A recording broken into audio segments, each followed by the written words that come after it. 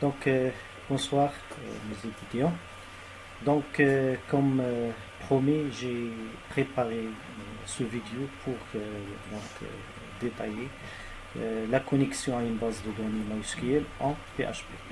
Donc, je vais faire un petit peu d'explication sur la connexion de la base de données MySQL. Et après, je vais faire des exemples comme ça pour que vous puissiez faire votre TP. Voilà. Donc,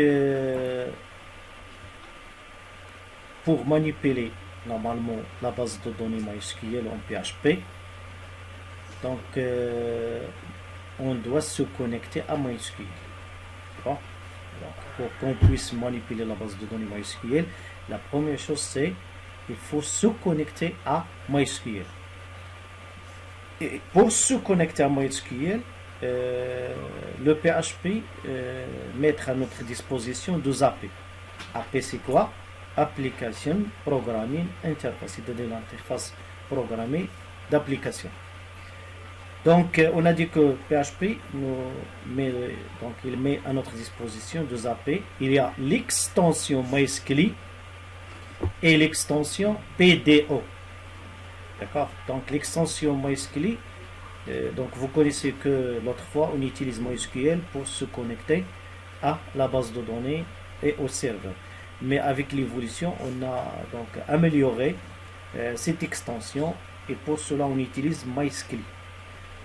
Et l'autre extension c'est PDO, c'est-à-dire PHP, donc P c'est PHP, D c'est Data et O c'est Object, donc les objets de données PHP. Donc ces deux API nous permettent de manipuler la base de données. Donc une fois on est connecté à la base de données MySQL, on peut insérer, modifier, supprimer dans la base de données. Les deux AP possèdent des forces différentes. Okay? Donc on va voir ces deux forces. Bien. Donc pour MySQL, il ne fonctionne qu'avec les bases de données MySQL. Donc juste les bases de données MySQL. Tant que PDO peut fonctionner avec 12 systèmes de bases de données différentes. Donc vous pouvez par exemple utiliser pour manipuler la base de données Access, SQL Server et MySQL. Donc normalement c'est plus de 12 systèmes de bases de données. Par contre MySQL, il ne peut fonctionner qu'avec les bases de données MySQL. Voilà. Donc en termes de fonctionnement, on a MySQL et PDO sont tous les deux orientés objets. Et même on a bien que MySQL propose également une AP en procédure, c'est-à-dire il utilise la technique des procédures. Et il supporte, donc les deux, c'est-à-dire il supporte également tous les deux les requêtes préparées et qui servent à se prémunir des injections SQL. Donc normalement, soit MySQL, soit PDO, il peut manipuler la base de données via le langage des requêtes SQL. Donc pour se connecter au serveur et accéder à la base de données MySQL, en MySQL, donc on a besoin de trois choses. Donc pour se connecter à la base de données MySQL, on a besoin de trois choses. Il y a le nom de serveur et le nom d'utilisateur. D'accord? Et même le mot de passe. Donc il y a le nom de serveur, c'est localhost. Bien, vous pouvez utiliser l'adresse IP. Tandis que le nom d'utilisateur, c'est root. Et aussi le mot de passe, vous pouvez le faire comme vous pouvez ne pas le faire.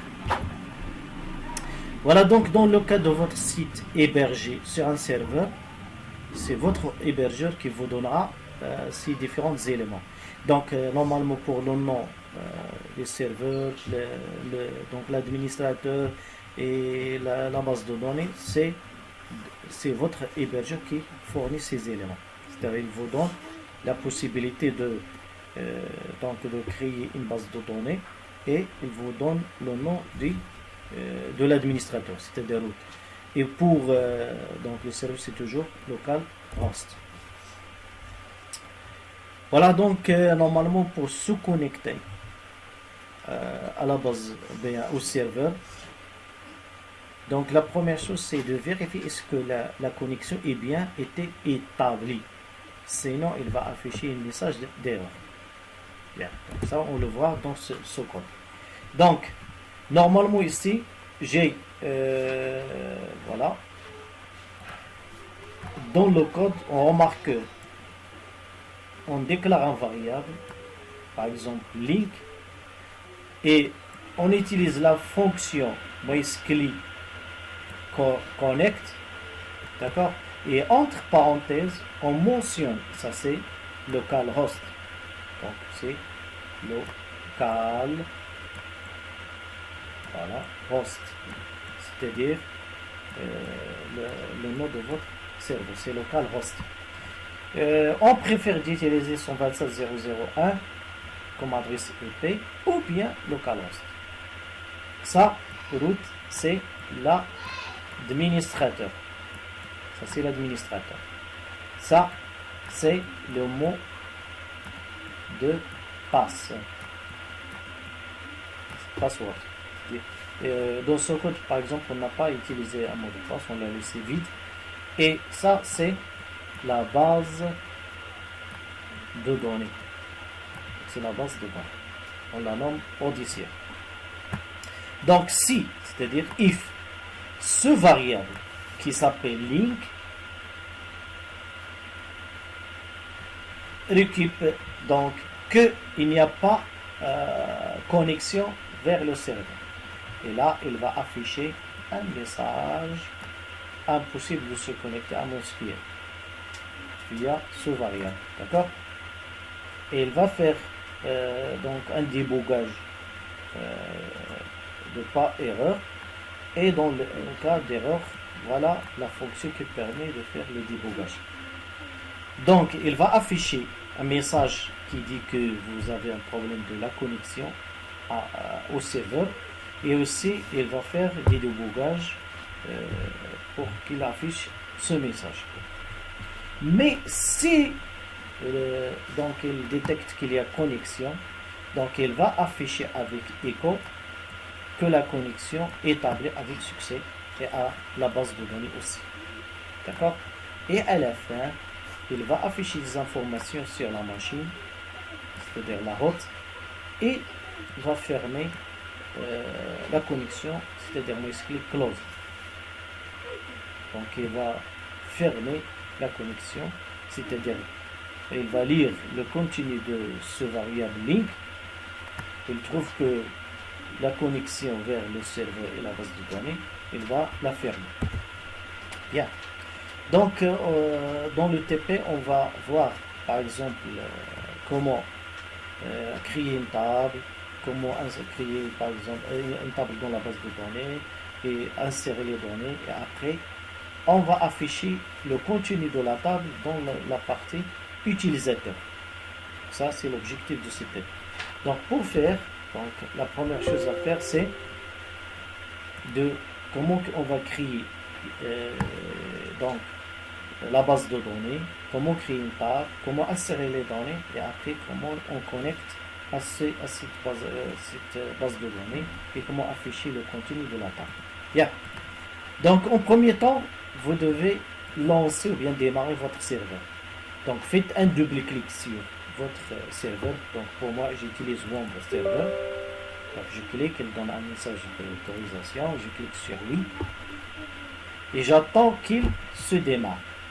Donc là, j'attends que l'écran du serveur deviendra vert. Et je clique dessus, donc sur cet écran, il affiche ce menu. Et là, je clique sur PHP MyAdmin. Pour moi, il affiche une erreur du fait que donc j'ai changé le port, j'ai mis 80. Voilà, donc une fois que j'ai changé le port, donc la fenêtre s'affiche des PHP MyAdmin. Donc ici j'ai vidé le mot de passe, du fait que j'ai pas fait le mot de passe. Mais si vous avez mentionné un mot de passe ici, vous devez donc le mettre dans le code. Donc l'utilisateur c'est root et le mot de passe il est vide et le choix du serveur c'est MySQL. Et je clique sur Execute. Voilà. Donc il affiche l'interface de PHP MyAdmin. Donc bien, la première chose à faire c'est de créer une base de données. Donc pour créer une base de données, vous cliquez sur Nouvelle base de données. Faites un clic sur Nouvelle base de données. Bien, donc là je vais par exemple le nommer Ordiciel, mais je vais par exemple le mettre 2. Comme ça je sais déjà créer Ordiciel. Donc je vais mettre Ordiciel 2. Et je clique voilà, dans le nom de la base, je vais le nommer Ordiciel, par exemple 2. Et dans l'interclassement, mettez UTF-8. Comme ça, pour résoudre le problème des caractères spéciaux. Donc, mettez le nom de la base de données et vous cliquez sur Créer. Voilà. Et une fois que vous avez créé la base de données, faites un clic sur le nom de la base de données et vous allez créer normalement une table. Donc là, il vous demande de donner le nom de la table. Donc on va la nommer étudiant. Voilà, donc et vous allez mentionner le nombre de colonnes. Donc j'ai l'ID, le nom, la filière, le niveau et la ville. Donc j'ai 5 colonnes. Donc je mets le nombre de colonnes, je mets 5. Voilà. Donc, dans le nom, mettez ID, par exemple, étudiant. Int, dans le type, laissez int. Dans la taille, par exemple, mettez 11. Et dans l'index, mettez primary. Donc, vous attendez qu'il s'affiche cette fenêtre. Cliquez sur exécuter. Dans le cas si vous utilisez XAMPP ou bien EasyPHP, donc cette étape vous n'aurez pas cette fenêtre directement sélectionner primary et cocher AI, c'est-à-dire auto increment. Donc ça veut dire vous laissez le système qu'il donne le numéro à l'ID automatiquement, donc sans le saisir. Par exemple ici je mets le nom. Maintenant, je mets varchar, c'est-à-dire des caractères, bien variables caractères, pour accepter les chiffres, les numéros, etc. Et par exemple, vous pouvez soit mettre 60, soit 120 si vous voulez agrandir le nom. Mais normalement, mettez 60, c'est suffisant. Voilà, donc l'interclassement, dans l'interclassement, mettez UTF-8. Voilà, donc UTF-8. Voilà, pour qu'il accepte les caractères spéciaux, par exemple accent, etc. Voilà, donc filière. Donc toujours éviter le accent. Donc n'écrivez jamais l'accentuer dans la base de données. Varchar 120 par exemple. UTF-8. Voilà. Voilà, niveau scolaire par exemple. Varchar 120. Mettez UTF-8.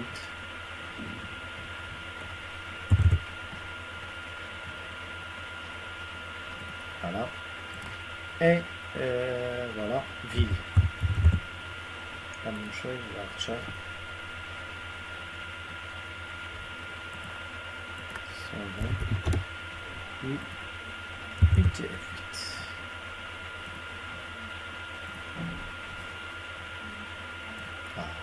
UTF-8B. Donc une fois OK, vous cliquez sur enregistrer. Voilà. Donc voilà votre tableau D'accord?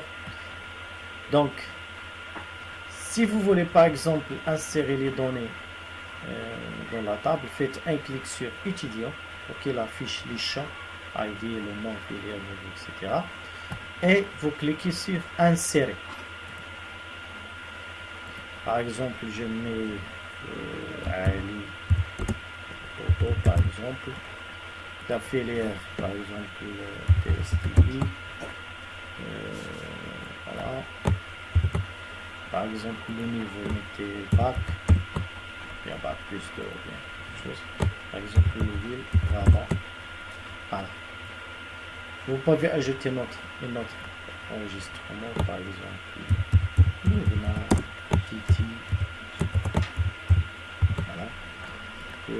La filière TSSR, par exemple. Niveau bac. Et la ville, par exemple, ça. Voilà. Et vous cliquez sur exécuter. Donc, si je clique sur étudiant, vous remarquez qu'il a affiché les données de la table. Ça, c'est la méthode pour créer table étudiant. Ça marche. Une fois OK, donc je vais démarrer mon voilà, donc éditeur, soit bloc-notes, soit Dreamweaver. Donc vous avez le choix d'utiliser donc un éditeur, soit bloc-notes, soit Dreamweaver. Donc en attendant l'ouverture de l'éditeur Dreamweaver, voilà.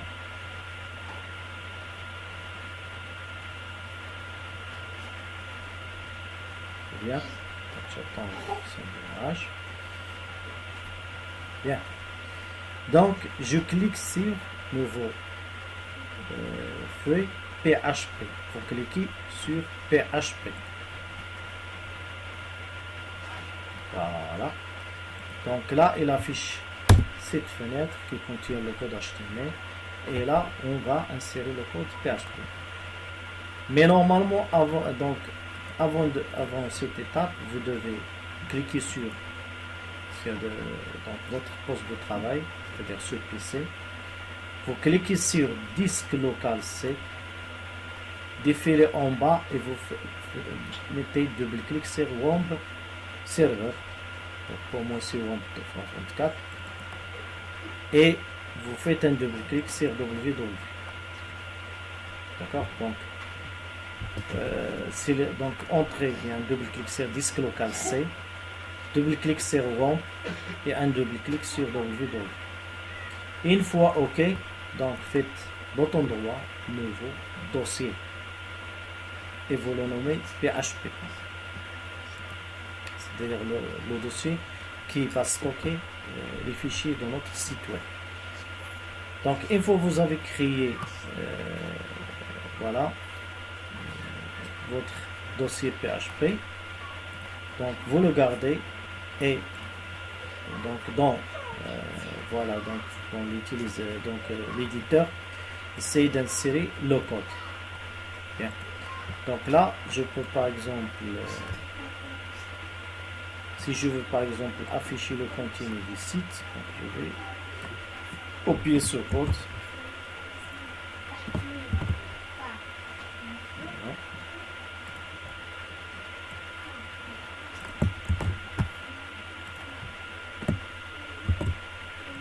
Voilà. Donc le nom de la table c'est étudiant, le nom, filière, niveau et vie. Donc ça marche. Donc une fois j'ai copié le code, je clique sur fichier, enregistrer, et dans le dossier, donc je clique sur disque local C, un double clic sur WAMP, www. Dans le dossier PHP, vous nommez votre exercice. Donc, par exemple, je peux donner voilà, affichage, voilà, donner. Voilà, donnez un nom à votre fichier, essayez de le rappeler et cliquez sur enregistrer. Donc toujours enregistre donc le dossier qui se trouve dans www. Une fois OK, donc j'accède à mon éditeur, navigateur pardon, soit en cliquant sur donc l'écran de notre serveur, je clique sur localhost, soit j'ouvre une nouvelle onglet et dans l'adresse je mets localhost bien 127.0.0.1, d'accord, voilà, mettez slash, donc le nom du dossier c'est PHP slash, par exemple pour moi c'est af.don.php. N'oubliez pas de mentionner le nom de fichier l'extension, donc .php. Une fois OK, je clique et voilà, il a affiché le résultat. Donc vous remarquez qu'il a affiché le contenu de la table étudiant. Donc vous remarquez que dans la base de données ordiciel, j'ai une table qui s'appelle étudiant et là j'ai 5 enregistrements. Donc j'utilise voilà ce qu'on appelle les puces pour afficher le contenu. Donc ça, on va le montrer ici. Donc vous remarquez que on va déclarer une requête, donc un variable qui permet la connexion vers le serveur et la base de données. Puis on va déclarer un variable qui sélectionne, bien qui va créer une requête qui permet la sélection. Donc select étoile, c'est-à-dire il va sélectionner tous les champs de la table étudiant. Ok, donc le variable requête, son rôle c'est de sélectionner tous les champs dans la table étudiant. Une fois OK, on va donc déclarer notre variable résultat et via donc MySQL query, donc c'est une fonction qui utilise le variable de connexion et la requête pour tester si le résultat c'est non, il va afficher problème de requête, c'est-à-dire il y a un problème à sélectionner les champs dans la table. Ok, sinon, donc s'il a trouvé qu'il y a donc la connexion, il a trouvé la table, qu'est-ce qu'il va faire? Donc tant que les enregistrements existent, donc il va l'écrire dans des puces. Donc là on met echo, donc li c'est la ligne de la puce et line c'est la variable qui va récupérer l'enregistrement du champ non, et l'autre pour la filière du niveau est vu. Donc faites attention que le nom du champ vous devez l'écrire tel qu'il est dans la table. C'est bon? Et voilà, donc il va afficher le résultat de la table dans les pistes. Et ça que vous voyez dans le résultat dans votre navigateur. Donc ça c'est la première étape.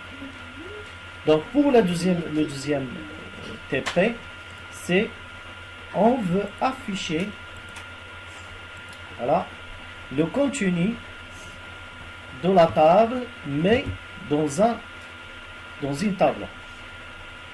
C'est bon, donc là je vais afficher les champs avec les variables. Voilà, et par exemple le résultat c'est ça. Maintenant on veut afficher du texte et de l'image. C'est bon. Par exemple d'une table qui s'appelle actualité. Donc avant de faire ça, la première chose à faire c'est de créer un dossier dans le dossier de votre site. Donc faites un double-clic sur disque local, poste de travail. Double-clic sur ou bien clic sur le disque local C et faites un double-clic sur One et dans www.php ajoutez un nouveau dossier. Donc mettez le bouton droit nouveau dossier et vous le nommez image avec S. Donc vous nommez votre dossier image comme ça pour stocker les images dans ce dossier pour votre site web. Essayez de télécharger au moins une image ou bien deux, etc. Et vous le mettez dans votre dossier image. Et essayez de connaître le nom et l'extension. Par exemple, pour moi, c'est img1.jpg. Voilà. Donc, une fois que vous avez créé le dossier image et vous avez inséré au moins une ou bien deux images, donc on passe à l'étape suivante, c'est d'ajouter une table actualité dans la base de données. Donc, faites un clic sur le petit flèche sur serveur local qui est vert. Vous cliquez toujours au moment. Sinon, déjà vous avez ouvert donc le PHPMyAdmin. Voilà, vous faites un clic sur ODCL. Ça marche. Et ajoutez une table qui s'appelle Actualité. Donc, cliquez sur Nouvelle table. Et là, mettez Actualité. Voilà, écrivez la table Actualité. Et essayez de mentionner le nombre de colonnes. Donc, j'ai l'ID, le titre, le texte et la photo. Donc, 4 champs. Donc là, mettez 4 champs. Donc, créez la table Actualité avec 4 champs et cliquez sur Exécuter. Donc, ajoutez l'ID, par exemple, Actualité. Pour le laisser int, mettez 11. Et dans l'index, mettez primary, exécuter et cochez AI. Ça, c'est pour normalement one server. Mais pour Lazy, donc vous n'avez pas besoin de faire exécuter. Et après, ajoutez titre, cliquez sur titre, et varchar dans le type. Normalement, le titre c'est du texte, donc on met varchar. Par exemple, vous pouvez faire 120. Et dans l'interclassement, mettez UTF-8. Voilà. Ajoutez texte, le champ texte. Mettez varchar. Pardon, texte. Donc, mettez le champ texte. Et dans l'interclassement, mettez UTF-8.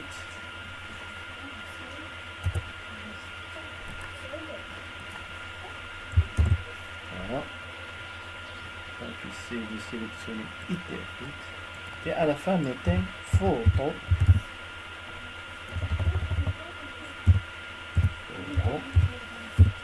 Voilà. Et mettez varchar 120. Et UTF-8. Voilà. Donc ça, c'est notre tableau avec le type, donc les champs, le type, la taille, l'index, etc. Et vous cliquez sur enregistrer. Voilà. Donc voilà, ça c'est notre tableau avec 4 champs. Et après, sélectionnez la table Actualité et vous cliquez sur Insérer. Et voilà, donc essayez d'insérer, par exemple, les données. Donc, par exemple, je vais ajouter un autre texte. Je vais faire une recherche sur programmation PHP. Donc, je vais copier le texte. Voilà. Créer, par exemple, comme ça, je vais prendre ce texte. Donc, je clique sur Insérer. Voilà le titre.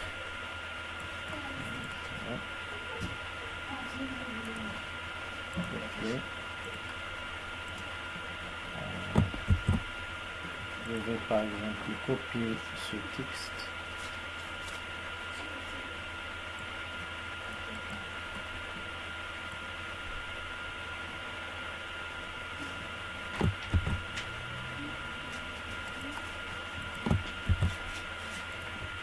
Voilà. Et par exemple, pour moi, le deuxième image, c'est MG. Voilà. Je peux copier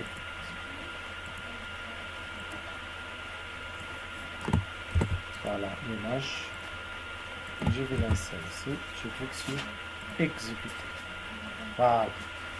Donc, j'ai créé un tableau actualité avec les champs titre et texte et photo. Et là, j'ai inséré du texte et des images. Bien. Maintenant, je vais donc utiliser le code PHP pour se connecter à la base de données, etc. Donc là, je vous explique ce code. Donc, toujours, je déclare un variable. Par exemple, pour moi, c'est MySQL qui son rôle, c'est la connexion au serveur et la base de données. Donc, vraiment, MySQL connect, serveur, user, password et base de données. Déjà, j'ai mentionné la base de données, l'utilisateur, le mot de passe et le serveur. Donc, soit qu'il affiche erreur, soit ou bien c'est la connexion établie.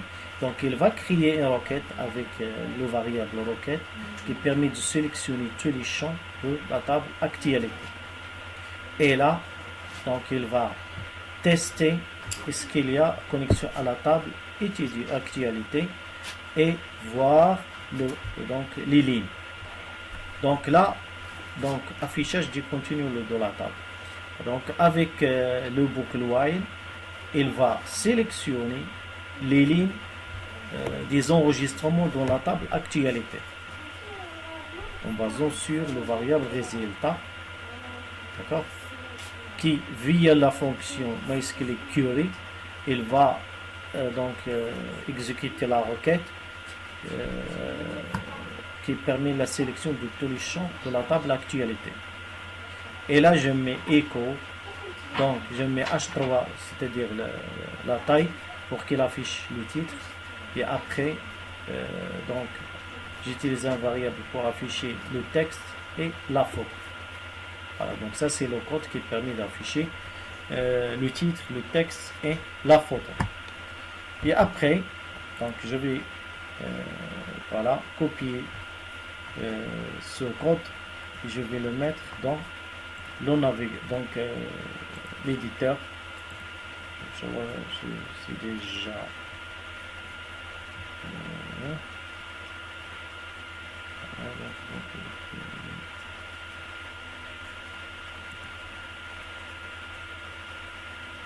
j'espère que j'ai enregistré ce fichier. Sinon, je vais faire un autre, donc nouveau. Donc PHP créer. Et là, je vais copier le code. Voilà. Et dans le body, je mets le code.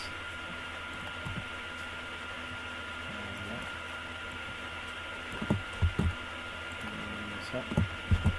Voilà. Et je vais renommer mon fichier dans le dossier W, dans le dossier PHP. Par exemple, affichage de texte. Voilà, renommez votre fichier. Voilà, et cliquez sur enregistrer. Donc, passez à votre navigateur pour afficher le résultat. Voilà, donc, comme ça. Donc, je vais écrire le nom du fichier. Et voilà. Vous remarquez que j'ai affiché le texte. D'accord. Donc, normalement, ici, je dois ajouter dans PHP. Voilà. Donc, le type le produit R. Tester est-ce qu'il va marcher.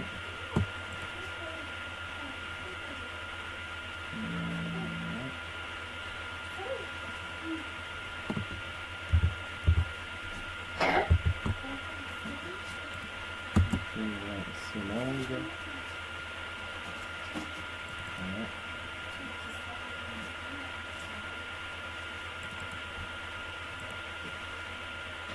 On va accepter ça. D'accord. Donc je vais le laisser comme ça. Donc normalement ici, je dois intégrer le ITF8. Comme ça pour qu'il affiche le texte avec l'accent qui. Mais vous remarquez que voilà le premier enregistrement, voilà le deuxième.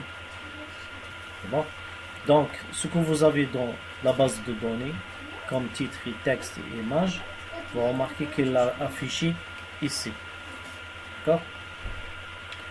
Donc, c'est ça l'objectif. Donc, l'objectif, c'est comment je peux écrire une base de données dans MySQL, pardon, dans PHP MyAdmin, d'accord, avec le système MySQL. Et là, je vais écrire dans la base de données les tables. Et à la fin, comment je peux afficher le contenu de ces tables dans l'interface utilisateur, c'est-à-dire dans le navigateur. C'est ça l'objectif de ce thème. J'espère que vous avez suivi avec moi la méthode. Donc, et à la prochaine vidéo. Allez, je vous remercie et au revoir.